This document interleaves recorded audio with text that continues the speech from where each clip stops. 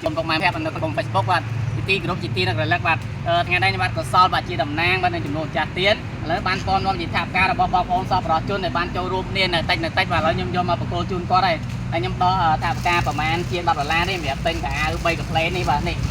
បាទជូនគាត់មកផ្លេម្នាក់បាទ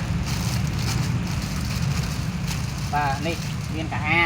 ហើយថាការបងប្អូនដែលបានចូលរួមនៅថ្ងៃនេះមានទី1បងប្រុសនាងដារ៉េតបាទ$30បាទបងស្រីអឹមម៉ៃ50000រៀលបាទបងស្រីអ៊ុំលីដា20000រៀលបាទបងស្រីរស់ស្រីអូនបាទ$5បាទបងវណ្ណនីសា20000រៀលបាទអូនស្រីលីយ៉ា30000រៀលបាទអញ្ចឹងថាការយើងដូរលុយខ្មែរទាំងអស់ហើយបាទនេះនៅគាត់កាន់បាទវេលាអត់អស់ទេច្រើនណាស់បាទនេះបាទហ្នឹងហើយយើងទិញដកជាប្រមាណមើលនេះទិញកៅអៅឲ្យគាត់មកផ្លេនេះរបស់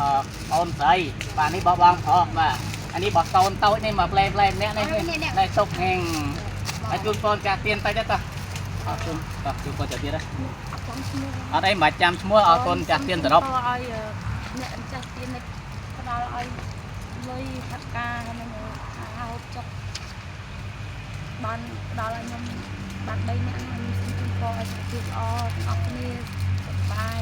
បាទអរគុណណាស់បាទអរគុណចាស់ខ្ញុំបាទក៏សូមអរគុណមែនតើខ្ញុំចាស់ទៀនយើងមកអូននៅខ្ញុំគាត់នោះគាត់បានទទួលកៅអៅហើយក៏នេះគាត់បានថាផ្កាទុកមើលគាត់ហ្នឹងចែកគ្នាហ្នឹងសម្រាប់ទិញអីហូបចុកអីហ្នឹងហើយនេះយើងបានបកគោលជូនគាត់ហើយបាទនេះថាផ្ការបស់បងប្អូនតបរជូនអ្នកគ្នាបាទអរគុណសូមជូនពរអស់ចាស់ទៀនយើងជួបតែក្តីសុខបាទតំណាងល្អសុខភាពល្អយឺនយូរខ្ញុំស្នាវៃបានសម្រេចដូចបំណងអរគុណច្រើនបា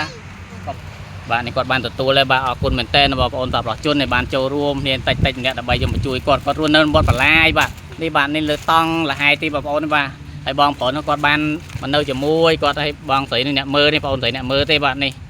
បានជួយមើលឲ្យគាត់ជើងគាត់បងប្អូនមើលជើងចុះបាទនេះបាទជើងគាត់មើលដាច់បាទអូបាទនេះបាទហើយជើងនឹងបាក់មួយកណាត់ទេបាទជើងកណ្ដោះបាទអរគុណណាស់ឲ្យបងប្អូនបានមើលប៉ុណ្ណេះទេសូមអរគុណដល់ម្ចាស់ទៀនយើងជូនពរសុខភាព